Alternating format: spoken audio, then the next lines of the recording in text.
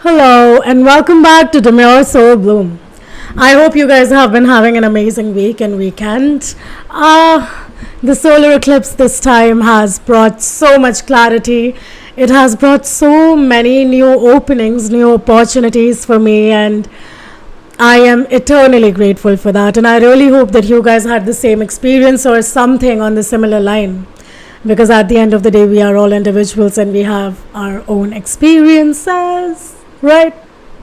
So, today's topic that I'm going to talk about is blocking and unblocking people, be it from your life, social media, your call, your phone, whatever, wherever you understand this, like wherever you employ this, blocking and unblocking.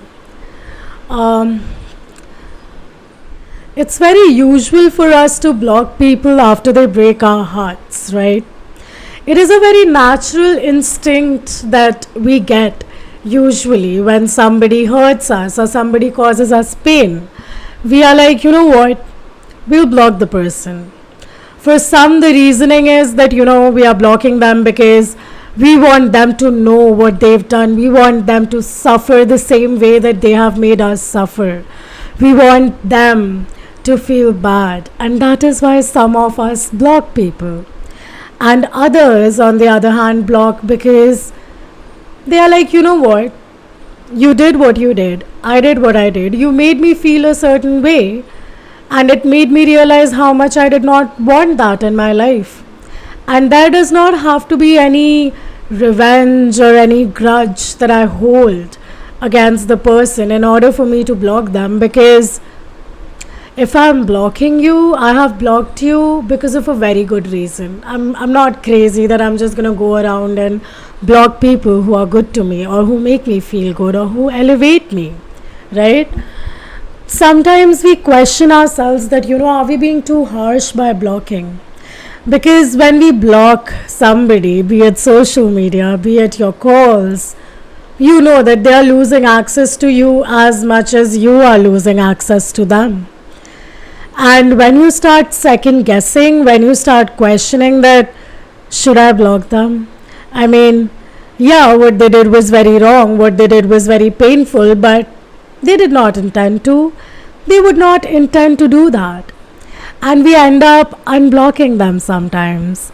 And usually with me, what used to happen was I used to block certain people, and then I used to have that phase of questioning, wrecking my brain that, oh my god, I'm losing a person, I'm losing a friend, we have been together for so long, they deserve a second chance. First of all, who am I to decide what they deserve? Like, literally, who am I to decide what they deserve? Who are they to decide what I deserve? And when I make a, decision of blocking people, it is because I know that they have made me feel, they have done something that I did not enjoy, that I did not appreciate, and something that I would not want to feel again. And the main thing here with a lot of us is that we feel that, we've not given them enough chances. Like, we should have given them one more chance, like that one last chance that they should get by us. We do this because we feel that we are the saviors. We save people from their misery. We save people from going on their own journeys. We save people from their own fair share of learnings, because we feel that, since we have gone through this pain, we know how bad it feels, and we don't want them to feel that because we love them so much. But when you love a person, when you respect a person, you let them lead their lives the way they want to, because they have their own way of learning, and you cannot force people to learn something that they are not open to learning. You cannot force somebody to see the world the way you see the world, because your perspective is unique to you. I mean, you cannot just pluck out your eyes and you cannot just pluck out your brain and instill it in another person. Therefore, whenever we get this, bang of feeling that they deserve one more chance, just hold on and ask yourself, this chance that you're giving them, is it because you never got one?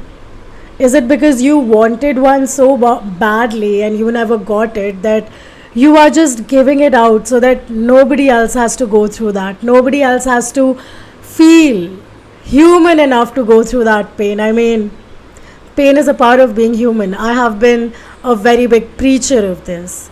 Therefore, don't think about, you know what, they deserved one more chance, or you know what, they were very good to me, they made this mistake, they keep on doing this. I have communicated it to them, but they tell me that they don't want to change.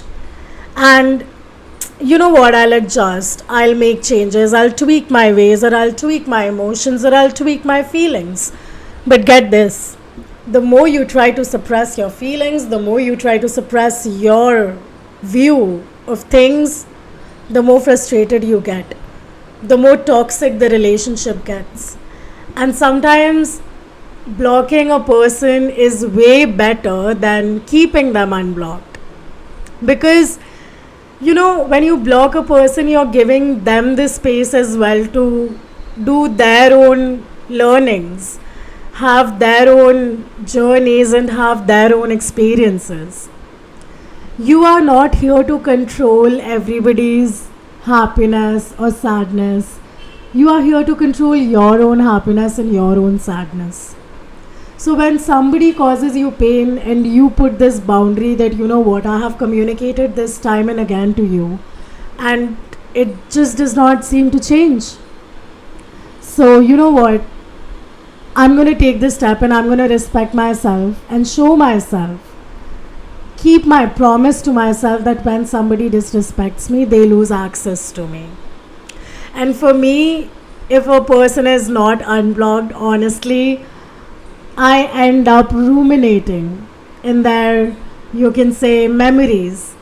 Ruminating in, how amazing it was, how can I relive them? And the want to relive them makes me text them.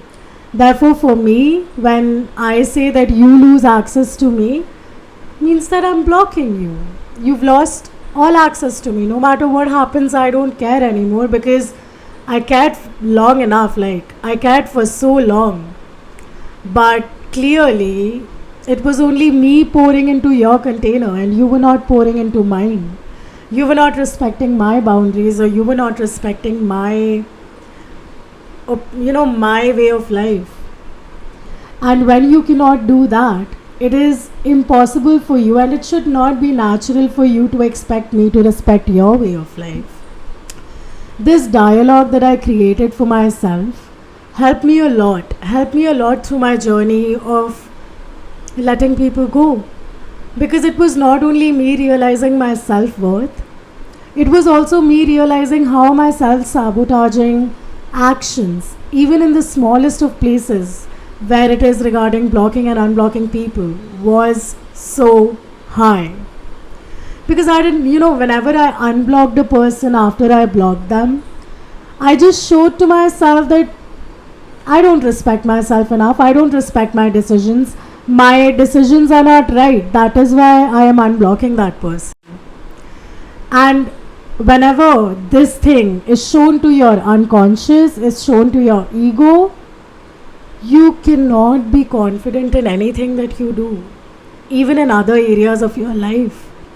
Because you don't trust yourself, you don't trust your decisions, you don't trust your calls that you make for yourself, you don't trust your actions.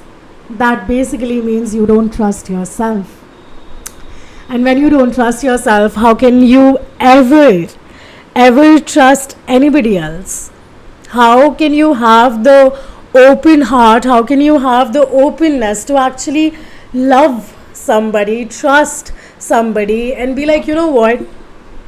I trust this person to do this exactly how they said it. Because you don't do things exactly the way you said it, therefore you have trust issues with other people. And that is the main point of trust. That's where trust issues stem from. It is very easy. It is very easy to be in that loop of blocking and unblocking people, it is very easy to keep on living the same life, the old life that you've been living. But ask yourself, has that past life of yours given you the things that you wanted, made you feel the things that you wanted to feel, or given you the experiences that you really looked forward to? It is called past for a reason, you know. Whenever we go, like, okay, so this is a very normal, common thing amongst conversations between friends, lovers, or whatever you want to call the person in front of you. This conversation happens and people go like, you know what, your past teaches you a lot, your past brings in learnings. Definitely it does, and that is why you take those learnings with you, but not your past experiences with you. We keep our past experiences in the past, but we take those learnings from those experiences with us.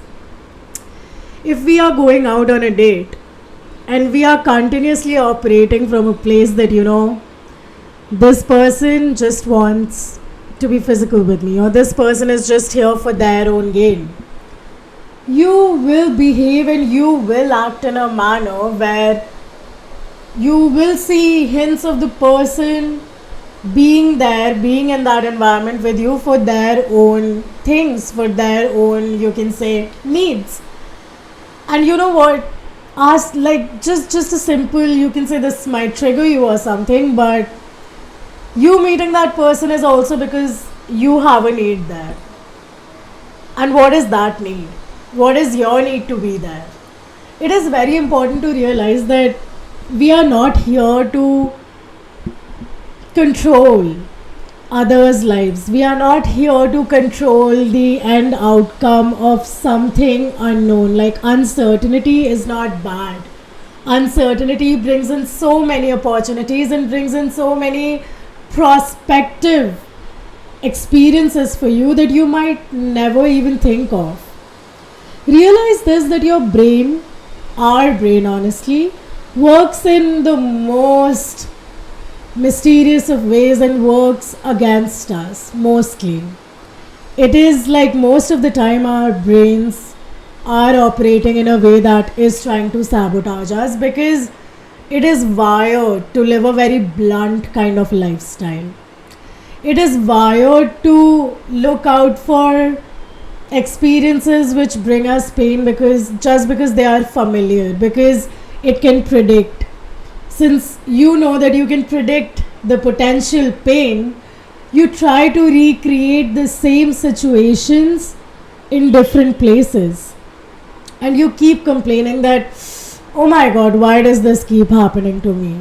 Honey, because you're creating it. You're literally actively thinking about it, that you know what, in my past this has happened, I don't want this to happen, therefore I will make sure this time that this does not happen, which is a very good thinking.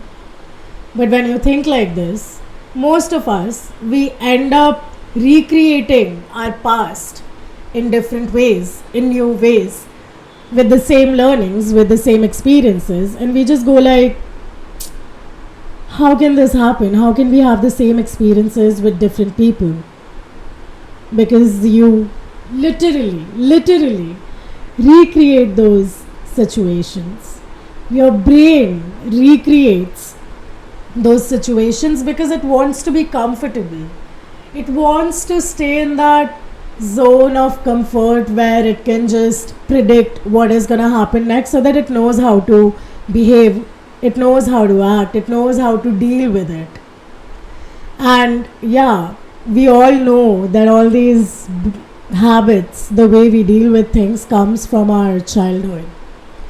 Therefore, a lot of us out there, whatever we have been doing, whatever we have, the people that we meet, you know, we clearly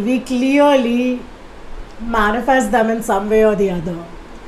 Because when you, okay, so this happened with me 3 years back when I had just started my healing journey.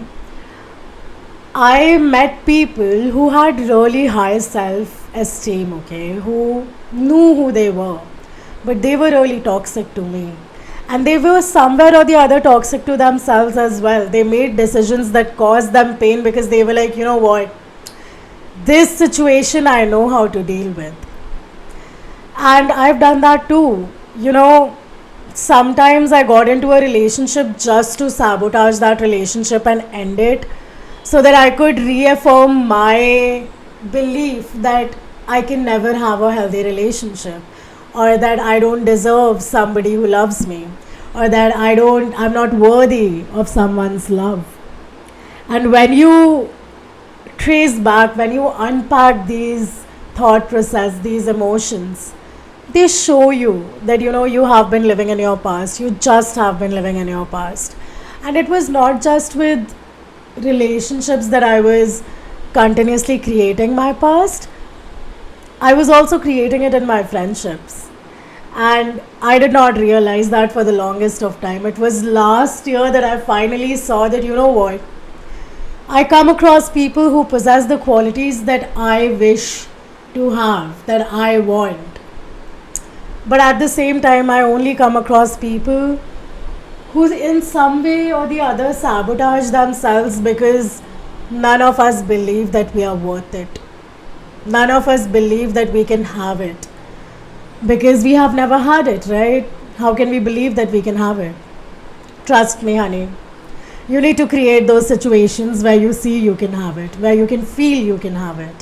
Otherwise, you'll keep on believing you cannot, and you will keep on living the life where you cannot do it. And the same thing will happen. You will keep on blocking people and unblocking people. Realize that not everybody deserves access to you, and you are not supposed to play small for anybody. You are not supposed to fit yourself in a box just to be convenient to others. I mean, are you being convenient to yourself while doing that? Yeah, people might call me selfish for saying this. I am selfish. Because people who are not selfish, they clearly kill their own needs and they are not happy. So I would rather be selfish and happy instead of being like, oh, misery. I'm good. I hope this message helps you. I hope this video helps you because this was something I really felt called to say out loud and something very authentic that I wanted to put out. And remember that change is natural and change is constant. If you fear change, you will never change. You will never have the change that you desire. So just unpack, see where the fear of change is coming from. See where your beliefs are coming from. See, try to make that note that, okay, it's rooting from here. I get it. But I don't want it anymore because it's not me. I might have been living like this for a very long time, but I've got years in front of me. And even if I have not years, I still have one more day, right? Because you never know when things might end. Therefore, that one day, I'm going to make worth it for me. Because if I'm not feeling fulfilled in my day, I'm never going to feel fulfilled in my life. Make those decisions, make those changes. You'll feel happy. And yeah, so I'm going to do a tarot spread for all of you. And I really hope that I can help you guys out with whatever you guys are going through right now. And let's see what message today these cards hold for us, huh? I had to keep the mic.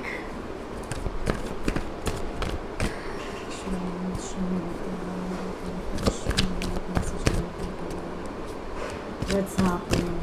What's the energy? Soul keeps energy for us. What is this energy? What is this energy?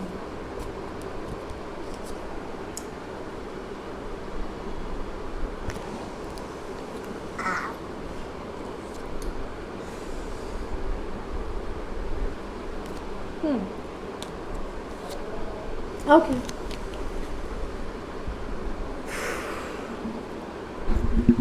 So today's spread is the Lovers, the Moon, and the Three of Pentacles.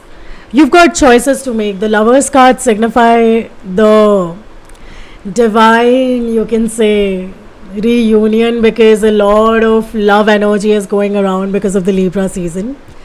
But yeah, it also talks about choices that you will have to make, or you might have to make, that you might be escaping right now because of the moon card. Like you're ignoring something, a very crucial information, a very crucial point that you are aware of. You know about it, but something that you're avoiding. This avoidance energy,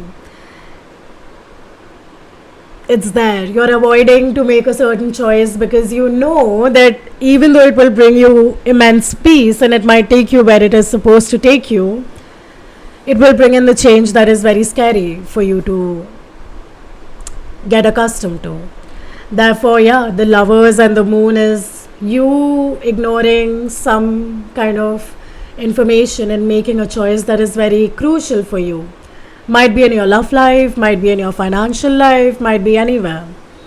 Family life, but yeah, you're ignoring something. Stop ignoring it. Like, the lovers card signify that you actually have embodied your masculine and your feminine energies, and you are aware of it. You are flowing while you are linear, you are cyclic while you're linear, you're holding your ground while you're making sure that you're going ahead. Therefore, don't ignore the subtle messages that you're getting, the subtle hints that you're getting. There is a collaboration. Three of Pentacles is basically collaborating. This decision might be related to collaborating with something, somebody, somewhere, but yeah, collaboration is in your life, is in your moment, is in your environment. Like, you're avoiding some kind of collaboration and you're avoiding that choice. Don't do it. It's okay. Collaborations are sometimes really good. It's fun. That's it. That's it for today. I hope you guys have a great weekend, and I hope you guys tune in really soon again. Enjoy. Bye.